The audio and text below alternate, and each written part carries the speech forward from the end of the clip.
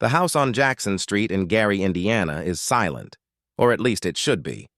But somewhere in that silence, there's a sound, soft, rhythmic, barely audible. The creak of floorboards, the shuffle of small feet gliding across the wooden floor, and a faint voice, humming, then singing, perfectly in pitch. A boy no older than 10 is moving in the dark. His eyes are half open yet alive. Every beat, every note, his body responds as if the music has taken over him completely. It isn't practice. It's possession. The living room lamp flickers from the movement. A record spins on the old turntable, James Brown's voice filling the air, crackling through worn vinyl. The boy copies every move, every twist, every breath. He's too young to understand why he can't stop. He only knows he mustn't stop, because something inside him whispers that if he slows down, it'll all disappear. The stage, the music, the light. So he keeps going. Faster, sharper, pushing himself beyond exhaustion, his small hands shaking, his heart pounding like a drum. Then suddenly, a sound he wasn't expecting, a voice, deep, cold, watching. Michael. He freezes. His breath catches. That voice. He knows it too well. Joseph Jackson is standing in the doorway. Silent, unreadable, the record keeps spinning. The song keeps playing. But the world, in that moment, stops. Michael's eyes widen. His heart races. He waits for the explosion. The yelling, the belt, the punishment for being out of bed, for breaking the rule. But Joseph says nothing. He just stares. And in that silence, Michael's mind races with fear and confusion. He was supposed to be asleep. He was supposed to obey. He was supposed to be a child. But greatness, true greatness, doesn't wait for permission. And at 3 a.m., the quiet between father and son becomes the birthplace of a legend. Because what Joseph Jackson saw that night would change everything. For him, for Michael, and for the world. But before that moment, before the sound in the dark, before the confrontation at 3 a.m., there was the making of an obsession long before Motown, before the sequined glove, before the moonwalk lit up the world, and there was Gary, Indiana, a small industrial town, gray and crowded, where the air smelled of steel and survival. The Jackson home was tiny, 2 bedrooms, 9 children, one dream holding them together. For most families, music was a hobby. For the Jacksons, it was oxygen. Catherine, the mother, sang gospel hymns in the kitchen. Joseph played guitar after long shifts at the mill, his fingers rough and scarred.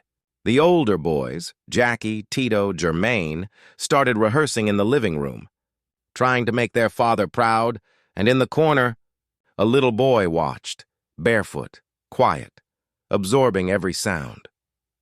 Michael, he wasn't supposed to join in. He was too young, too small. But one day, when Tito broke a string and Joseph stormed out in anger, the silence was broken by a tiny voice. Michael started to sing, and the room, the entire room, changed. His brothers froze. His mother looked up. That small voice, trembling but pure, filled the space with something sacred. Even Joseph stopped in the doorway, stunned. It wasn't just that the boy could sing. It was how he sang, like he was pulling emotion straight from another world. From that day on, Michael was no longer the quiet little boy in the corner. He became the center, the spark, the chosen one. But with that gift came weight, the kind a child should never have to carry, because while everyone saw talent, Michael saw expectation. While they heard applause, he heard the clock ticking. The reminder that every second wasted was a chance lost. He started sneaking into rehearsals, staying longer after everyone went to bed. At first, his brothers laughed. But when they woke up and found him still practicing night after night, they stopped laughing. It wasn't normal. It wasn't play. Something inside him had shifted, a voice that whispered, "You can't rest. You can't fail." He didn't know where that voice came from, but he did know whose footsteps followed it, the ones he feared most. Because in the Jackson home, talent was celebrated. But disobedience, even for the sake of perfection, was not forgiven. And yet, Michael couldn't stop. He practiced quietly in the dark, chasing something he couldn't even name. Greatness was already calling, and he was already answering. But soon, someone else would answer too, and that's when fear would step in, wearing the face of his father. Joseph Jackson believed in two things: discipline and control. He had seen too much failure in the world outside those walls. Too many men crushed by poverty. Too many dreams lost to weakness. He swore none of his sons would end up that way. So he ruled the Jackson house like a general. Strict hours, no talking back, no mistakes on stage. When the Jackson Five began performing locally, Joseph took it more seriously than anyone. He drilled his sons for hours, singing, dancing, harmonizing, until every note was perfect. If someone missed a beat, they started again. If someone got tired, they rehearsed harder, and when someone cried, the rehearsals didn't stop. Michael, the youngest, was his favorite to push. Not because he disliked him, but because he saw something terrifyingly bright in that boy. Something that could either make the family rich or destroy them. Don't mess up, Michael. That was the line he heard more than "I love you," and Michael never forgot it. He loved his father, but he also feared him. Feared the anger, the belt, the silence that could cut deeper than words. Each night as the family slept, Joseph would walk down the hallway checking doors, making sure his sons were in bed. The sound of his footsteps made Michael's heart pound, because while his brothers slept soundly, Michael's mind stayed awake, spinning with rhythm, melody, movement. He wanted to dance more, to practice longer, to reach that impossible perfection that his father demanded, but he couldn't do that under Joseph's watchful eyes, so he began to hide it. When everyone else went to sleep, Michael would sneak back into the living room, turn on the record player, and let the music whisper through the night. He practiced his spins until he fell. He practiced his timing until the clock stopped meaning anything. He was defying the very man he wanted to please most, and he knew the risk, because Joseph Jackson didn't tolerate disobedience. Not once, not ever, but Michael couldn't stop himself. The need to move, to improve, was stronger than fear itself, and night after night, he pushed his luck further, not knowing that one night, his secret would no longer be secret. That one night, the footsteps would stop outside his door, and the door would slowly open. Every house has its secrets. In the Jackson home, the secret lived in the silence after midnight. When the last light in the hallway went out and Joseph's heavy footsteps faded into the distance, Michael waited. He would lie perfectly still, counting the seconds, listening for the creak of the front steps, the sound of the house settling. Then, when he was sure everyone was asleep, he moved. The floor was cold against his feet as he slipped into the living room. The air was heavy with the smell of dust and records. He pressed the play button on the turntable, keeping the volume low enough to hear his own heartbeat. James Brown, Jackie Wilson, Sam Cooke. He studied their every rhythm, but more than that, he studied their spirit, because Michael didn't want to just copy them. He wanted to become what they made people feel. In that dark room, he was both student and teacher. He sang until his throat ached, spun until his knees burned, moved until the air itself felt like rhythm. His brothers were asleep, dreaming like children. But Michael wasn't dreaming. He was building. Each step, each move was his rebellion against time, his way of claiming something that felt stolen during the day. When the world was quiet, when his father wasn't watching, Michael could breathe, think, exist, he whispered to himself. One day, they'll see. He didn't know who they were. Maybe his brothers, maybe Joseph, maybe the whole world. But every night, his whisper grew louder, his movement sharper. Sometimes he'd fall asleep right there on the floor, still in mid-step, the record spinning in the background. And when the sun rose, he would slip quietly back into bed, pretending to wake up with the others. But the secret had already changed him. Every night, he became more powerful and more distant from the boy who used to fear his father's footsteps. He began to crave the darkness. It was the only time he could own his art, unpunished, unseen. And yet, with every night he stole from sleep. He knew he was pushing the line because Joseph Jackson didn't miss much. A few nights, Michael thought he heard something, a sound outside his door, the faintest creak on the stairs. His heart would stop. He'd turn down the music, stand frozen in silence, listening. Sometimes it was nothing, just the house breathing. But sometimes he could swear someone was watching. Still, he kept going, because the fear was nothing compared to the feeling of becoming. Then came that one night, the one the world would never forget. A record spinning. A boy lost in rhythm, and a shadow waiting at the edge of the light.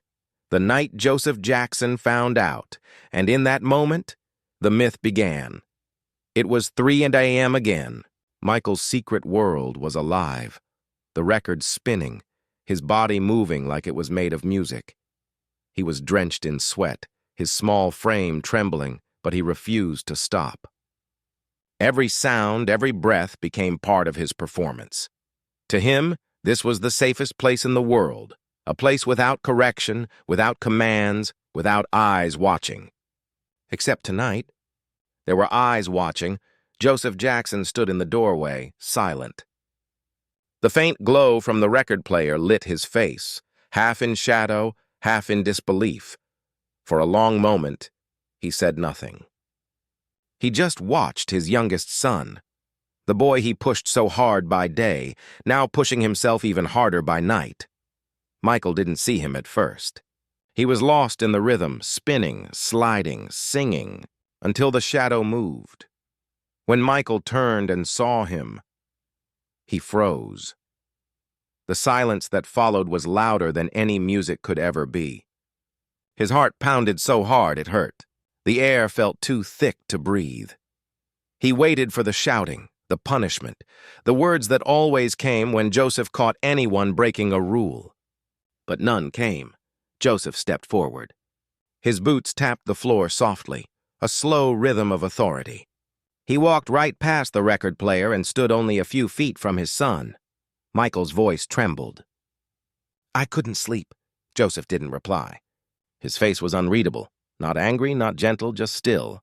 He looked down at his son, the music now fading to a low hum.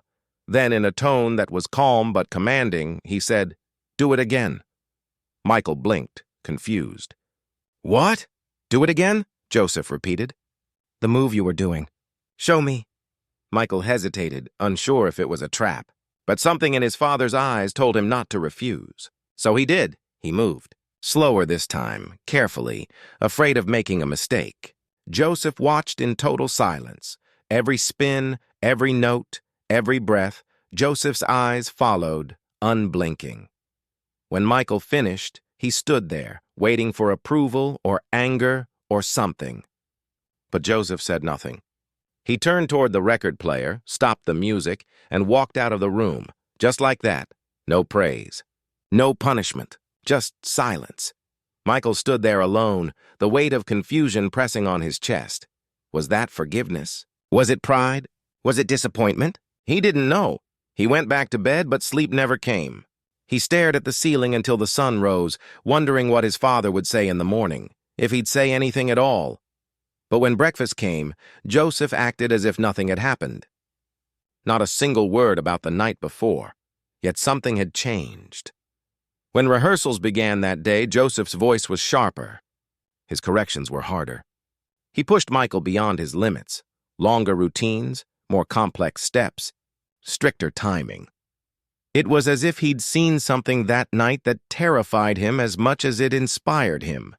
He'd seen not just a talented boy, but a boy who no longer needed permission to be great. And that realization, to a man like Joseph Jackson, was dangerous. Michael had crossed a line. He hadn't just practiced without his father's command. He had created without it. From that day on, Joseph's gaze became heavier, his expectations higher. He wanted to harness that spark, to control it, shape it, make it unstoppable, and his own. But what Joseph didn't realize was that he hadn't discovered Michael's secret. He had unleashed it, and from that night forward, Michael's practice no longer came from fear of punishment.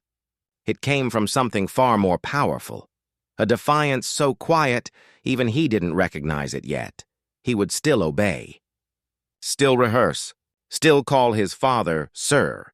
But inside, he had found a place where no one could reach him. A place beyond control, beyond rules, beyond even love. The stage inside his mind, the one he built at 3 a.m., that was his freedom. And Joseph Jackson, for all his control, could never take that away again.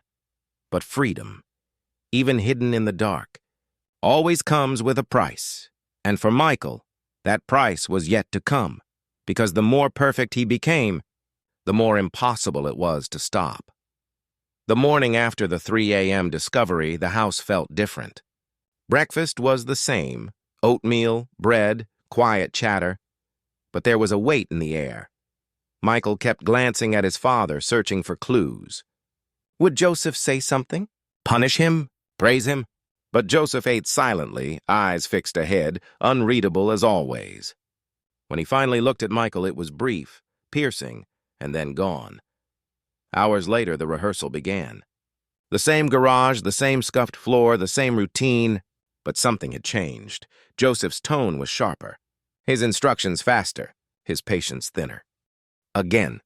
Do it cleaner. Your timing's late, Michael. Do it right. It was relentless. Even his brothers noticed. They whispered among themselves when Joseph stepped away. Why's he on Michael today? Tito muttered. Because Michael's the best one, Jermaine replied quietly. Joseph didn't just push Michael, he tested him. Every mistake met with a glare that could freeze time. But the strange thing was, Michael didn't break. The fear was still there. Yes, the same fear that made him hide in the night. But now, beneath it, something else burned. Determination, control, fire. The same energy that had filled him in the dark now flowed through him under the sun, every spin sharper, every note stronger, every glance toward Joseph more defiant. It was as though his father's challenge had only confirmed what Michael had already discovered in secret, that no one could demand more of him than he already demanded of himself. The rehearsal dragged on for hours, sweat dripping from his face, hands trembling. But he didn't stop. When they finally finished, Joseph said nothing. He simply nodded once and walked away. It wasn't approval exactly, but it wasn't rejection either. It was acknowledgement, and that for Michael meant everything. That night he didn't sneak out to practice. Not because he was afraid, but because he was thinking about what his father had said. Do it again. Those 3 words had changed something inside him. They weren't just a command. They were a mirror, a challenge to the boy who'd thought greatness lived in the shadows. Maybe Joseph had seen more than Michael realized. Maybe he'd seen the hunger and wanted to feed it in his own brutal way.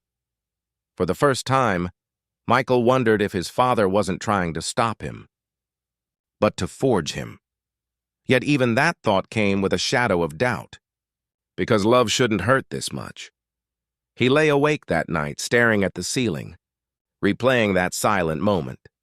His father's eyes in the doorway, the quiet that followed, the wordless understanding between them. Was that pride or power? The line was already blurring, and Michael was too young to know which one was winning. But one thing was certain. His father hadn't broken his spirit that night. He had ignited it, and Joseph Jackson would soon learn. When you light a fire that bright, it doesn't always burn where you expect. Because now, Michael was no longer practicing to avoid punishment. He was practicing to escape it, to rise beyond it.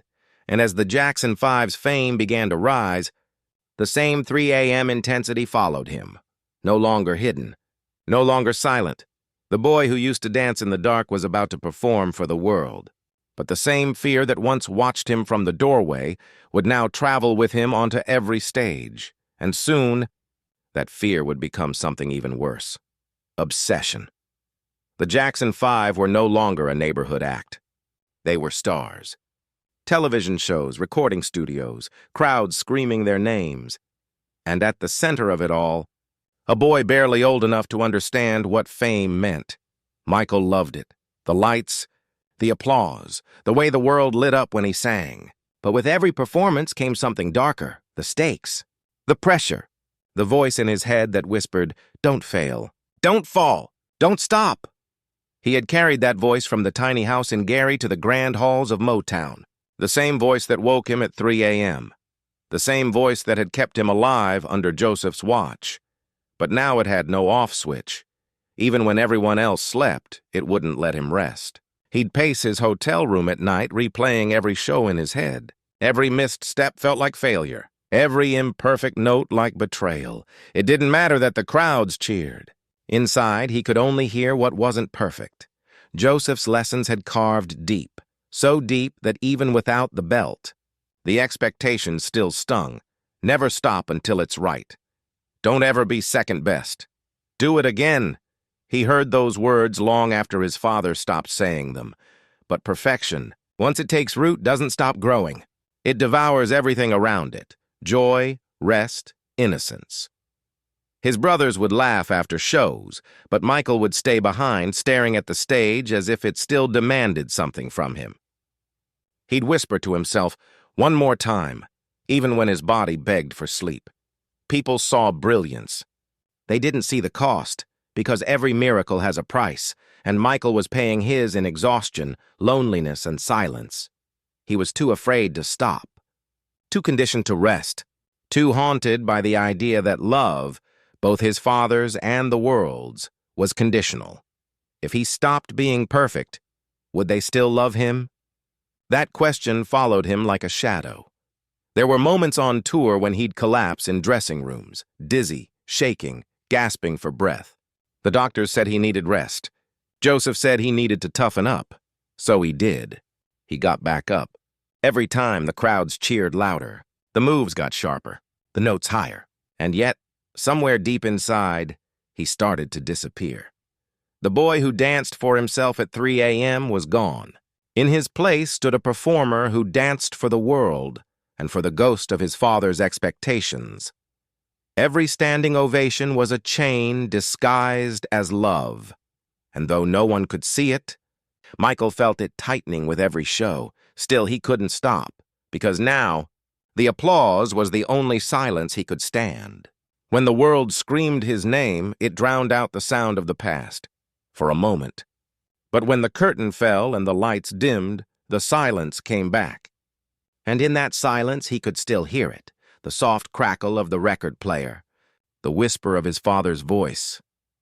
Do it again. It haunted him like a melody that never ended. Sometimes, he'd look in the mirror after a performance and not recognize the face staring back. The costumes, the lights, the rehearsals, all of it had built something bigger than life. But it had also buried the boy beneath it, the boy who just wanted to dance freely in the dark.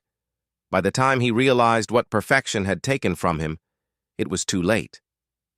The world had fallen in love with a version of Michael that could never rest.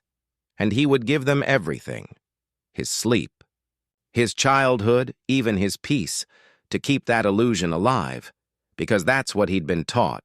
If you stop dancing, the music stops too. But what he didn't know yet was that one day that same perfection would be the thing that nearly destroyed him. And somewhere down the line, when the lights went out, when the applause faded, he would find himself once again standing alone in the dark.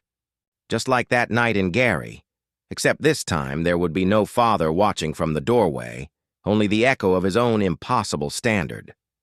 The world had discovered Michael Jackson, the performer. But inside him, the same child still whispered for freedom, the one who danced at 3 a.m., not for fame, but for peace. And one day the pressure would break. The body would collapse. The dream would start to fracture, revealing the truth behind the legend. Because no matter how bright the spotlight burns, it can never erase the shadows that created it. It was 3 a.m. The house on Jackson Street was silent, almost too silent. But faintly, from the end of the hallway, came a soft shuffle, a rhythm that didn't belong to sleep. Michael's bare feet brushed against the wooden floor, creating a whisper of movement. The small lamp in the corner threw shadows on the walls as his body moved with an energy that defied exhaustion. His reflection in the mirror wasn't a child anymore. It was a dream-forming shape. Every move was sharper, every spin faster. He wasn't just rehearsing. He was fighting against fatigue, against doubt, against the fear that maybe, just maybe, he'd never be enough for his father. And then, a floorboard creaked behind him. Michael froze. His body stiffened, his heart stopped. The reflection behind him wasn't his own anymore. It was Joseph Jackson. The silence that followed was louder than any applause he'd ever heard. Joseph's voice broke it like a blade. "What are you doing up, boy?" Michael couldn't answer. Words felt heavy, stuck in his throat. His father's shadow filled the room, towering over the small figure clutching his chest, still panting from the dance. "Practicing," he whispered. Joseph's eyes narrowed. "Practicing? At 3 in the morning?" Michael nodded slowly. I have to get better. I want to be ready when we go back on stage." For a long moment, there was no sound, just the faint hum of the old house and the sound of Michael's breathing. Then Joseph stepped closer, his face unreadable. "You think you're better than your brothers?" he said softly. Michael shook his head. "No, sir." "Then why are you sneaking behind my back?" The boy looked down. "Because I want to make you proud." Something flickered across Joseph's face. Anger, pride, confusion? Even Michael couldn't tell. But then Joseph turned toward the mirror. "Show me," he said. Michael hesitated. "Show me," his father repeated louder, so Michael danced. Every move tighter than the last, every beat like a cry for approval. He danced as if his future depended on it, because it did. When it ended, the silence returned. Joseph stared at him for a long, cold minute. Then he said, "Go to bed." Michael looked up, searching for a sign of approval, but there was none. Only those 3 words. He walked to his bed quietly, each step echoing the truth he didn't want to face. He had shown his father his secret, and it still wasn't enough. But as he lay there, staring into the darkness, another thought rose within him. If even that wasn't enough, he would just have to become impossible to ignore. That night didn't break him. It made him relentless, and the world was about to see the result, because the next time Michael Jackson stepped on stage, even Joseph couldn't look away. The next morning, Joseph didn't speak of what he'd seen. But something had shifted. His silence felt heavier, watchful. He started showing up during rehearsals more often, not to scold, but to observe. He had seen something that night.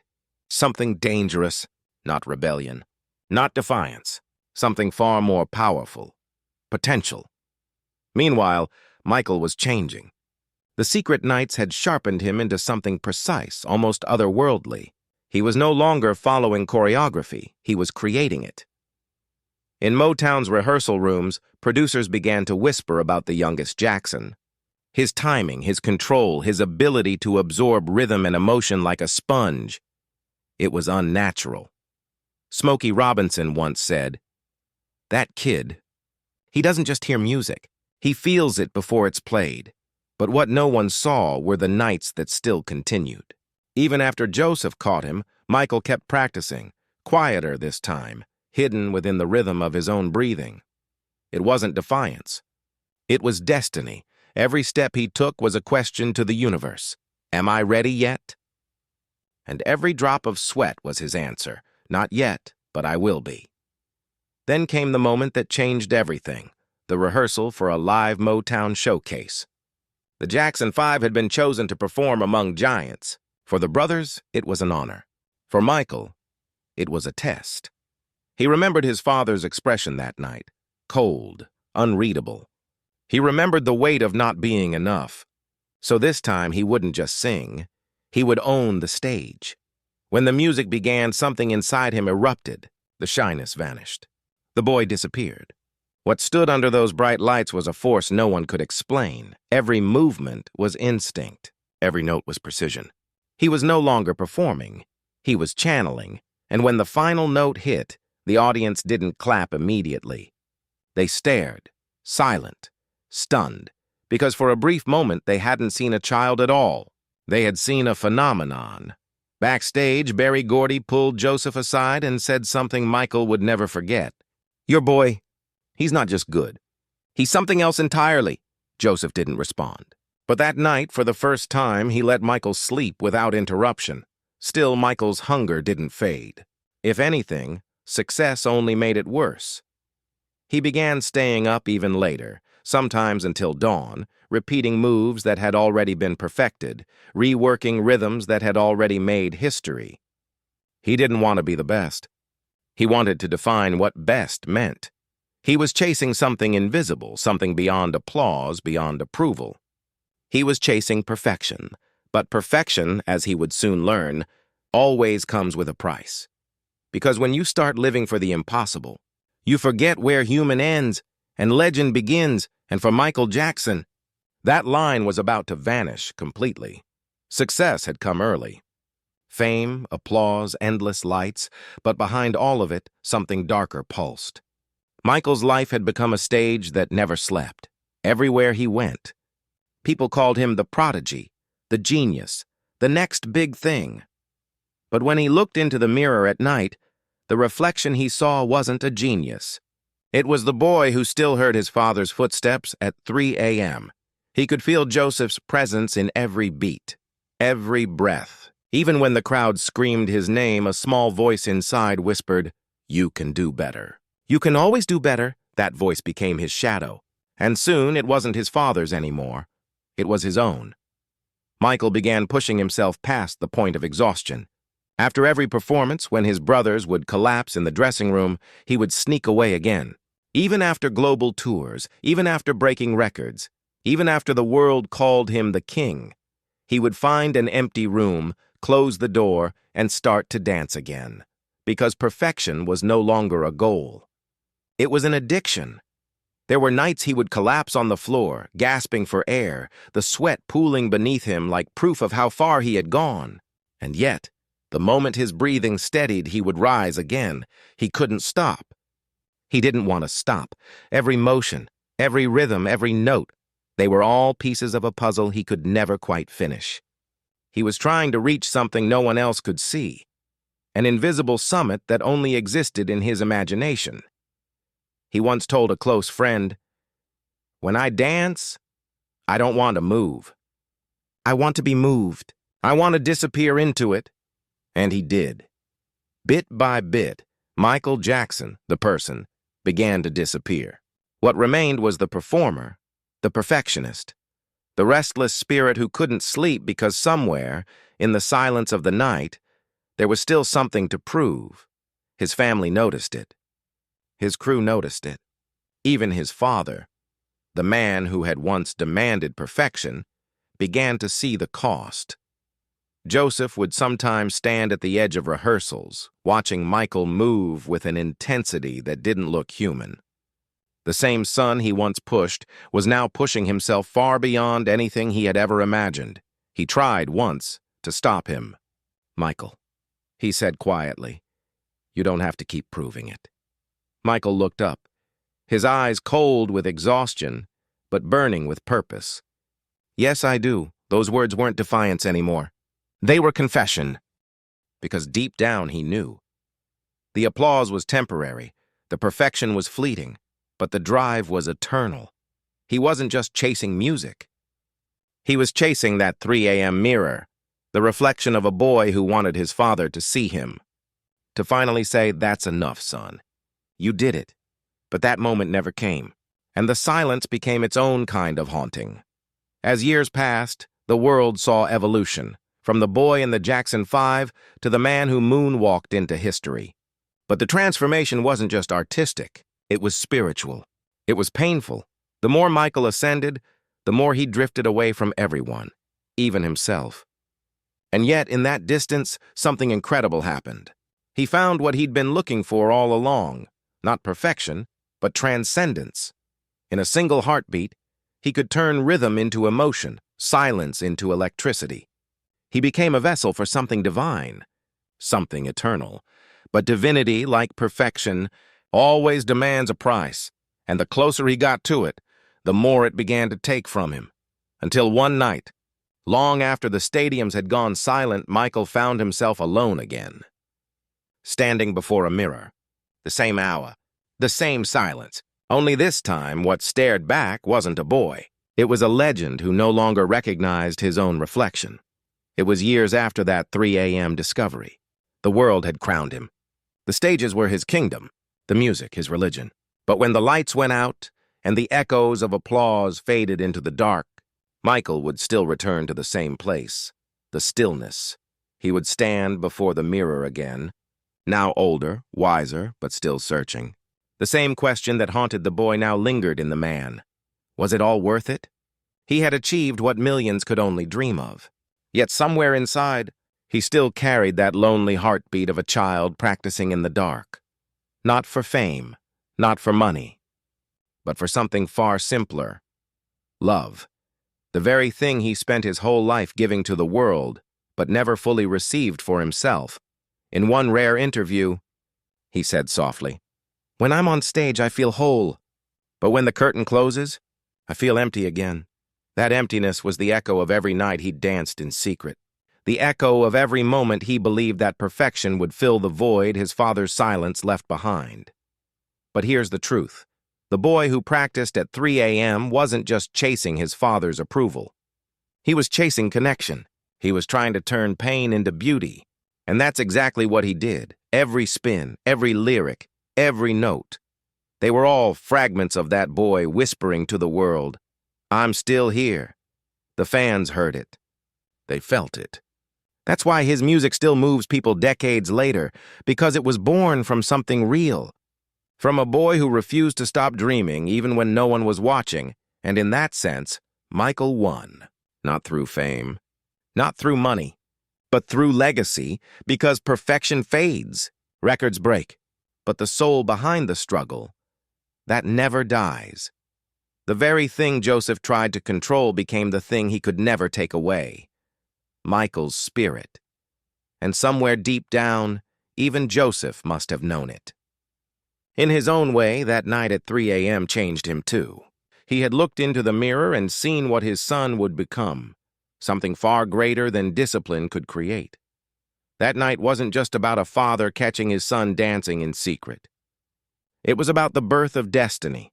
Michael Jackson's life would go on to be filled with triumphs and tragedies, but everything, every note, every move, every tear, traced back to that small room, to that dim light, to that single heartbeat in the dark. That's where the myth began, not on a stage, not in front of a crowd, but in silence, in hunger, in the stillness between the beats. And perhaps that's the real lesson behind his story. Greatness isn't given. It's created in the shadows, when no one's clapping, when no one's watching, when you're fighting the part of yourself that says, "It's enough," because that's when legends are made. Michael Jackson never stopped practicing. Not because he feared failure, but because he believed in possibility. He believed that music could heal, that dance could transcend, that art could make a soul eternal. And in chasing that dream, he achieved what he had been searching for all along, a connection with something far greater than applause, the human spirit. That's why, decades later, his story still feels alive. Because somewhere, right now, a child is standing in front of a mirror, moving to a rhythm no one else can hear, trying to become something more. And in that quiet moment, Michael lives again. He practiced secretly every night until his father found him at 3 a.m. But what his father didn't know was that in that moment he didn't just find his son. He found a legend being born,